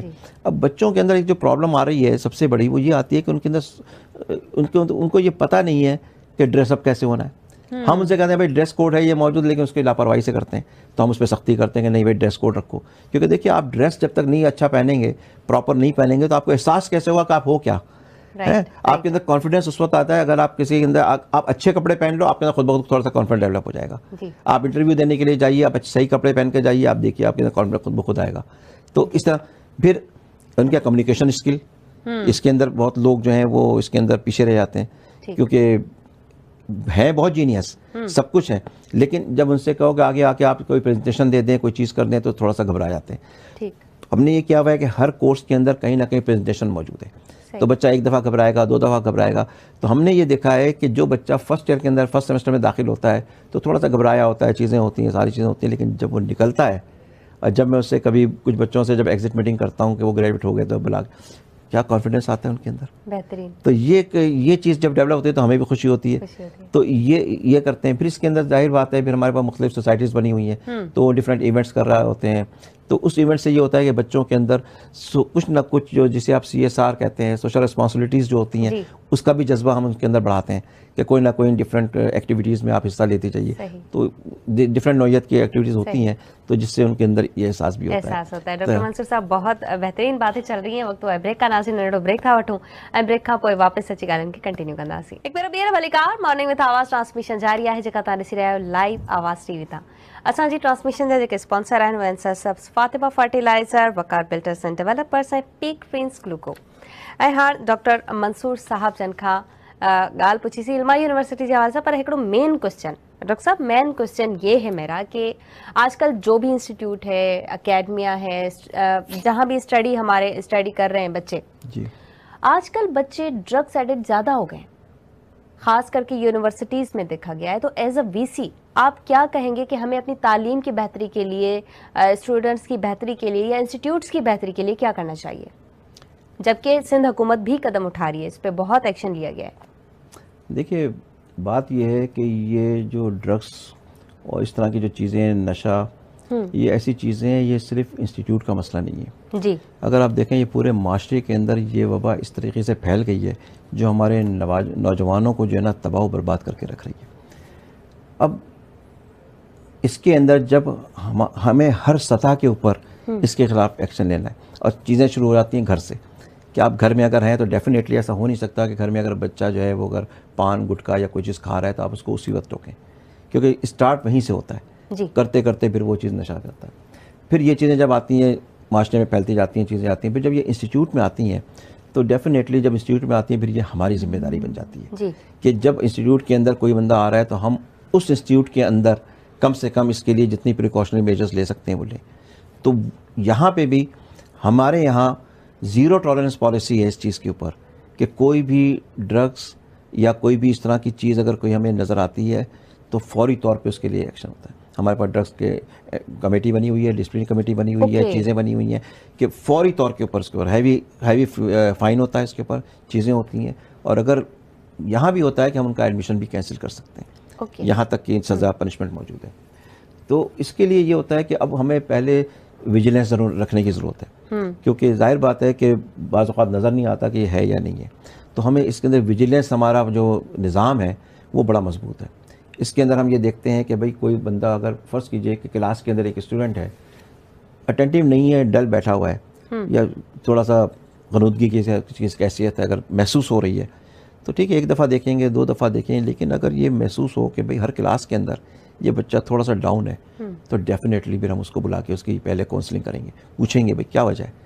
तो कहीं ना कहीं अगर नहीं होगा तो हम उसका फिर मेडिकल चेकअप कराएंगे, देखेंगे। तो हम ये नहीं कि फौरी एक्शन लो, लेकिन कुछ चीज़ें ऐसी हैं जो फौरी एक्शन की होती है, सामने नज़र आ रही हैं कि भाई ये चीज़ है। फिर तीसरी जो चीज़ होती है तो हम इन बच्चों की भी इस तरह से भी मॉनिटरिंग करते हैं और कि भाई उनको देख के फिर देखते हैं भाई क्यों है क्या नहीं है, फिर जो उसके साथ हो सकता है उसका इलाज होना है या कोई भी होना है तो वो करते हैं। दूसरी चीज़ ये होती है कि देखिए ड्रग जो है ना बहुत जगहों से आती है, सप्लायर जब तक नहीं होंगे जब तक कैसे बच्चों तक पहुँचेगी। अब इसके अंदर बहुत सारे चैनल्स मौजूद हैं, आउटसाइडर्स बहुत ऐसे हैं जो स्टूडेंट नहीं है, ठीक है ना। जैसे हमारे यहाँ अगर मेंटेनेंस का काम हो रहा है तो मजदूर भी बहुत सारे आ रहे हैं जी। और वो मजदूर कौन क्या लेके आ रहा है कुछ नहीं पता चलता भी कौन क्या लेके आ रहा है, बच्चों को कहाँ से क्या मिल रही है। इस तरह से हमारे यहाँ बहुत सारा जो लोअर स्टाफ है उसके अंदर भी हमें नहीं पता कि भाई उनके पास क्या चीज़ मौजूद है, कौन क्या है क्या नहीं है। तो हम इसके अंदर भी हम बहुत विजिलेंट रहते हैं कि इस तरह के जो लोग आ रहे हैं जो कि स्टूडेंट नहीं है लेकिन हमारे इदारे के लिए ज़रूरत है कि उनकी ज़रूरत है हमें कहीं ना कहीं काम करने के लिए, तो उनकी मॉनिटरिंग जो है ना वो तो सबसे ज़्यादा सख्त रखी हुई है। सही कि भाई ये लोग जो है ना कम से कम इस तरह की चीज़ ना हो। सही। तो अल्लाह का शुक्र है हमारे यहाँ तो काफ़ी इसके ऊपर है, हमने ड्रग के ऊपर तो ज़ीरो टॉलरेंस है। अच्छा डॉक्टर मंसूर साहब, ये पूछना चाहूँगी पाकिस्तान की बेहतरी के लिए एक स्टूडेंट का बेहतरीन होना कितना ज़रूरी है? बहुत ज़रूरी है, जाहिर बात है इसके अंदर तो दो राय है ही नहीं ना। क्योंकि देखिए आप स्टूडेंट को जब आप कहते हैं बेहतरीन, इसका मतलब ये होता है कि उसका जहन बेहतरीन है जी, उसके सोचने समझने की सलाहियत बेहतरीन है। ठीक। और वो जो हम इतनी देर से बात कर रहे हैं कि उसके अंदर जो क्रिटिकल थिंकिंग है या और इस तरह की चीज़ें हैं वो सारी चीज़ें उसकी बेहतरीन है। ठीक। तो अगर आप एक बेहतरीन को आप एक जुमले में आप कह रहे हैं कि एक स्टूडेंट बेहतरीन हो तो इसका मतलब ये है कि आप इतनी सारी जो उसकी क्वालिटीज़ हैं आप उसको एक जुमले में बता रही हैं। तो जब ये तमाम चीज़ें हो के जो बंदा निकलेगा तो ये क्वालिटीज़ होंगी तो डेफिनेटली वो अपने मुल्क के लिए अच्छा सोचेगा, वो मुल्क के लिए बेहतरी सोचेगा, मुल्क के लिए कुछ ना कुछ कंट्रीब्यूट करने के लिए अपनी जो भी उसकी सलाहियतें हैं उसको सलाहियतों को उसको अपने मुल्क के लिए इस्तेमाल करने की कोशिश करेगा। तो ये तमाम चीज़ें जो है ना दायरे बेहतरीन होना तो बहुत ज़रूरी है, बहुत ज़रूरी है। उसके अलावा तो हो नहीं सकता। डॉक्टर मंसूर साहब, अब मैंने ये भी सुना है कि आपने बच्चों पे भी लिखा है हाँ ज़ाहिर वाइफ पे भी लिखा है, गज़लें भी लिखी हैं, थोड़ा रोमानवी भी। बच्चों पे कैसे ये आपका वाक़या पेश आया लिखने का? अब जाहिर बात है, ये तो देखें ना, ये मैंने आपको बताया कि जब जी। ये बच्चों के साथ ये इस तरह का जी, जी, जी, हुआ, तो अब देखें मसला ये है कि ये एक गम है। औलाद का गम जो है ना वो कभी ख़त्म नहीं होता, दिल के अंदर जो है ना जब ज़िंदगी के साथ ही जाएगा। लेकिन मसला ये है कि ये जो चीज़ है, दुनिया है, दुनिया में आपको हंसना भी है, बोलना रोना भी है, भी लोगों है, के साथ राइट। इंटरेक्ट भी करना है, चीज़ें भी करनी है, सारी चीज़ें करनी है। लेकिन आप अपने उस गम को तो रखें। अगर मैं हर वक्त गम ही गम करता रहूँ तो ड्राइवर दूसरा आदमी कब तक सुनेगा? उसके बाद यानी इसका मतलब ये है कि आप कहीं ना कहीं माशरे से कट रहे हैं। सही। अब हम माशरे के साथ जुड़े भी रहना चाहते हैं तो फिर हमें ये करना पड़ेगा कि हमें अपने गम को अपने दिल में रखना है। लेकिन शायरी एक ऐसी चीज़ है कि डेफिनेटली जो कैफियत हमारे कल्ब पे आती हैं वो कहीं ना कहीं हमें शायरी के ज़रिए मैं उसको मुनक़िस कर देता हूँ। तो कुछ सुना दें आप, हैं? कुछ सुना दें। तो अब क्योंकि ये तो मैंने खैर पूरी किताब ही लिख दी है इनके ऊपर, जी। 2 चांद थे सरे आसमां। तो एक जो मैंने बच्चों की नज़म एक सुनना चाहेंगे हम, और फिर आखिर में एक गज़ल भी सुनना चाहेंगे। अच्छा तो थोड़ा बच्चों के ऊपर एक नज़म लिखी है मैंने, जी। थोड़ी सी आज़ाद है, क्योंकि मैं इसलिए कहता हूँ कि भाई मेरी शायरी के अंदर जो है ना, मंसूर जो कहता है वो महसूस तो कर लो। मेरा कहना यह है कि सर, मंसूर जो कहता है वो महसूस तो कर लो, जी। क्यों तोल के औज़ा में गज़ल ढूंढ रहे हो। वाह। तो गज़ल में औज़ा, वज़न और ये सारी चीज़ें ढूंढने के बाद जो महसूस कर रहा हूँ उसको महसूस कर जी। लें। तो ये भी थोड़ी सी आज़ाद जो है, लेकिन जज्बात हमारे जो है ना उसके अंदर नुमाया है। इसका नाम है 2 चांद थे सरे आसमां। अपने मरहूम बच्चों मोहम्मद फ़ादुल ज़फ़र और असना अदनान के लिए।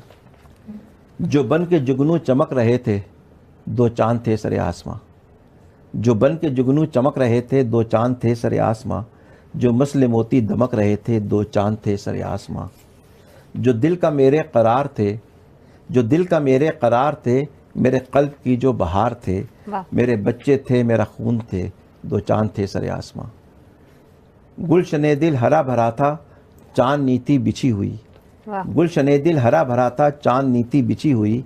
देखा मैंने जो गौर से 2 चांद थे सरे आसमां। फलक की रौनक दीद नी थी, चकोर पागल से गीत गाते। फलक की रौनक दीद नी थी, चकोर पागल से गीत गाते। सितारों अंजुम के झमघटे में 2 चांद थे सरे आसमां। ये इस्तारा है अपने बच्चों का कि सितारों अंजुम के झमघटे में 2 चांद थे सरे आसमां। शान थी क्या आन थी, क्या वो जगमगाहटो नूर था। क्या शान थी क्या आन थी, क्या वो जगमगाहटो नूर था। किताब जिनकी ना मान थी, 2 चांद थे सरे आसमां। चाहतें थीं सभी दिलों में और दुआएं सभी लबों पर। महफिलों की वो जान थे, 2 चांद थे सरे आसमां। मताए जहाँ से अजीज़ तर थे, कहाँ गए मेरे प्यारे बच्चे। मताए जहाँ से अजीज़ तर थे, कहाँ गए मेरे प्यारे बच्चे। वो मेरे प्यारे फ़हद व असना, 2 चांद थे सरे आसमां। झलक दिखा के चले गए जो उफ़क़ से आगे परे गए। झलक दिखा के चले गए जो उफ़क़ से आगे परे गए जो, कि जिनसे घर में थी चांदनी, 2 चांद थे सरे आसमां। शम्मा मानिन जल रहे थे, सुबह होते ही बुझ गए क्यों। शम्मा मानिन जल रहे थे, सुबह होते ही बुझ गए क्यों। तीरगी में थे रोशनी, 2 चांद थे सरे आसमां। दो चमन का मेरे गुलाब थे, जो चमन का मेरे शबाब थे। चमन का मेरे गुलाब थे जो, चमन का मेरे शबाब थे जो। बाग़ जन्नत में खिल रहे हैं, बाग़ जन्नत में खिल रहे अब 2 चांद थे सरे आसमां। ज़ब्त तो है बहुत मंसूर, चश्मे तर पर छलक रही है। ज़ब्त तो है बहुत मंसूर, चश्मे तर पर छलक रही है। दुआ है बाग़े इरम मिले हम, 2 चांद थे सरे आसमां। बेहतरीन, ये बेहतरीन, बेहतरीन। अच्छा, सास बहू का आखिर में अगर कुछ सुना दे तो मजा आ जाएगा। क्योंकि हमारी ये जो मॉर्निंग है ट्रांसमिशन खास करके औरतों के लिए होती है, तो देखती हैं, ज्यादा पसंद करती हैं। सास बहू का अगर कुछ हो जाए चटपटा सा, मतलब एक ऐसे ही जरा सा जी जी हंसी मजाक की एक बात है, मुशाहिदा है मेरा। मसला ये है कि बहू साहिबा है। अब बहू साहिबा जो है انہوں نے جناب اپنے کمرے میں رہیں, اپنا جناب لباس چینج کیا, تیار ہوئیں, اپنا اٹیچی کیس اپنا سیٹ کیا, ساری چیزیں کی, میک اپ کیا, فل ریڈی تیار بالکل. اور اس کے بعد دروازہ کھولا, اور دروازہ کھول کے دیکھا سامنے ساس بیٹھی ہوئی ہیں. تو ساس سے کہہ رہی ہیں کہ اماں کیا میں آج اپنی امی کے گھر چلی جاؤں؟ تو ساس نے دیکھا کہ بہو پوری بنی ٹھنی, فل تیار, اٹیچی کیس تیار, ایک ہاتھ اٹیچی کیس کے اوپر ہے. تو اب سمجھ میں نہیں آ رہا کہ یہ مجھے بتا رہی ہے یا اجازت لے رہی ہے. صحیح کہا آپ نے. واقعی میں یہ سمجھنے سے قاصر ہے ہم لوگ کہ اجازت لے رہی ہے یا بتا رہی ہے. صحیح. جی کچھ سنانا چاہیں گے؟ کچھ سنانا چاہیں, کوئی غزل سنا دیں آپ. غزل سنا؟ جی اس پہ سے سنا دیتا ہوں آپ کے غزل. جی غزل سنائیں. بتا رہی ہے یا پوچھ رہی ہے؟ واہ. یہ غزل سنا دیتا ہوں آپ کی فرمائش پہ, کیونکہ آج کا تو پورا پروگرام آپ نے غزلوں پر. آج آپ نے پروگرام ماشاءاللہ 4 چاند لگا دیے منصور صاحب. اچھا جی. ساحل پہ آ کے اٹھتا یہ طوفان بھی گیا, ساحل پہ آ کے اٹھتا یہ طوفان بھی گیا, دیکھا انہیں تو ملنے کا ارمان بھی گیا. واہ. باندھا تھا عہد ساتھ رہیں گے تمام عمر, باندھا تھا عہد ساتھ رہیں گے تمام عمر, جب وقت پڑا عہد اور پیمان بھی گیا. آنکھوں میں جس کے واسطے سپنے سجائے تھے, آنکھوں میں جس کے واسطے سپنے سجائے تھے, سپنوں کو دے کے درد وہ درمان بھی گیا. بس ہجر مقدر میں ہے یا وصل ہو حاصل, بس ہجر مقدر میں ہے یا وصل ہو حاصل, رونے کے بعد دل سے یہ خلجان بھی گیا. کچھ اشعار. جی. وہ ساتھ تھا تو لگتا تھا انجام ہے حسین, وہ ساتھ تھا تو لگتا تھا انجام ہے حسین, بچھڑا کچھ اس طرح سے کہ عنوان بھی گیا. وہ ساتھ تھا تو لگتا تھا انجام ہے حسین, بچھڑا کچھ اس طرح سے کہ عنوان بھی گیا. ساقی نے جام بھر دیا کچھ اس ادا کے ساتھ, ساقی نے جام بھر دیا کچھ اس ادا کے ساتھ, مدہوش ہوتے ساتھ ہی اوسان بھی گیا. ساقی نے جام بھر دیا کچھ اس ادا کے ساتھ, مدہوش ہوتے ساتھ ہی اوسان بھی گیا. احسان کر کے جس نے جتایا اگر کبھی, احسان کر کے جس نے جتایا اگر کبھی, اس کا سارا اجر اور احسان بھی گیا. احسان کر کے جس نے جتایا اگر کبھی, اس کا سارا اجر اور احسان بھی گیا. شعر سنیے گا. جی. الفاظ سارے جس کے تھے حاکم کی مدح میں, الفاظ سارے جس کے تھے حاکم کی مدح میں, ان لفظوں کا اثر تو کیا دیوان بھی گیا. الفاظ سارے جس کے تھے حاکم کی مدح میں, ان لفظوں کا اثر تو کیا دیوان بھی گیا. اچھے دنوں کے واسطے چھوڑا تھا گھر کبھی, اچھے دنوں کے واسطے چھوڑا تھا گھر کبھی, واپس ہوئے تو آنگن و دالان بھی گیا. واہ واہ. اچھے دنوں کے واسطے چھوڑا تھا گھر کبھی, واپس ہوئے تو آنگن و دالان بھی گیا.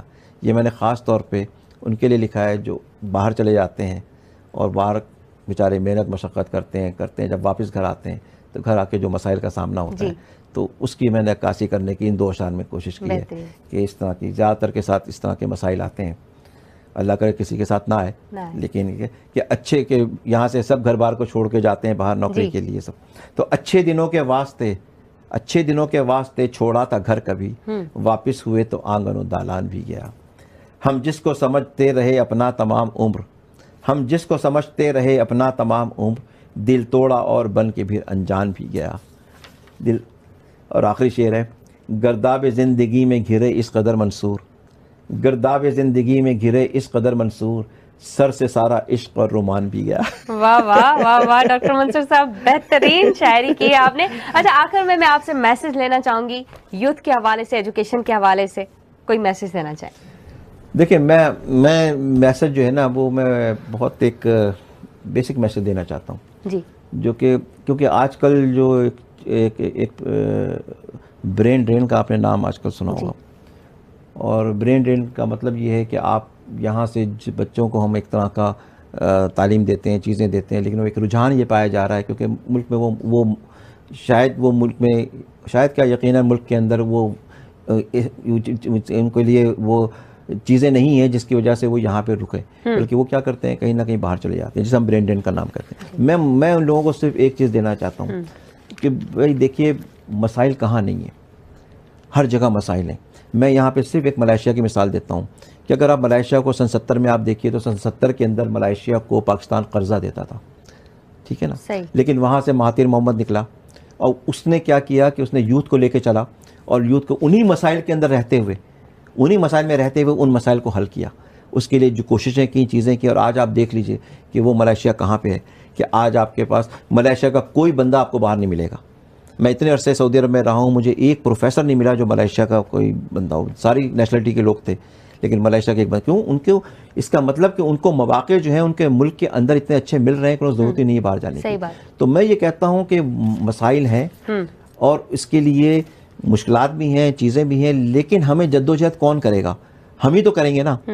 तो अगर हम मसाइल से घबरा के और हम यहाँ से, ये तो बड़ा आसान हल है कि मसाइल से घबरा के उस मुल्क को छोड़ के चले जाओ, सही। तो जो लोग यहाँ आए उनको कौन देखेगा? तो मैं यूथ को यही पैगाम देना चाहता हूँ, तो कोशिश करें कि जितना कुछ हो सके इन्हीं मसाइल में रहते हुए करें और आप अपने मुल्क के लिए सोचें और यहाँ रहते हुए उन मौक़ों को पैदा करें या उन मौक़ों को कोशिश करें हासिल करने की। और इंशाअल्लाह एक वक्त आएगा, मैं कहता हूँ ना कि एक शेर है फैज़ का, दिल ना उम्मीद तो है, नाकाम तो नहीं, लंबी है गम की शाम मगर शाम ही तो है। शाम ही तो है। प्रोफेसर डॉक्टर मंसूर जफर दाऊद साहब, आपकी बड़ी मेहरबानी, आप प्रोग्राम में तशरीफ फरमा हुए, बहुत मज़ा आया आपकी शेर व शायरी सुन के, बहुत शुक्रिया, बहुत मज़ा आया, बहुत अच्छा लगा। नाज़रीन, वक्त बिल्कुल ना है असां वटि ऐं मोकिलाणी वठण जी हाणे असांखे ज़रूरत पइजी वई आहे, छो त वेंदासीं त वरी सुभाणे ईंदासीं। तेसि ताईं पंहिंजी दुआउनि में सबा आबड़ो ऐं मुंहिंजी पूरी टीम ऐं पूरे पाकिस्तान खे, पूरी दुनिया जे भाइरनि भेनरुनि खे सभिनी खे यादि रखंदा ऐं मूंखे ॾींदा इजाज़त। अल्लाह हाफ़िज़।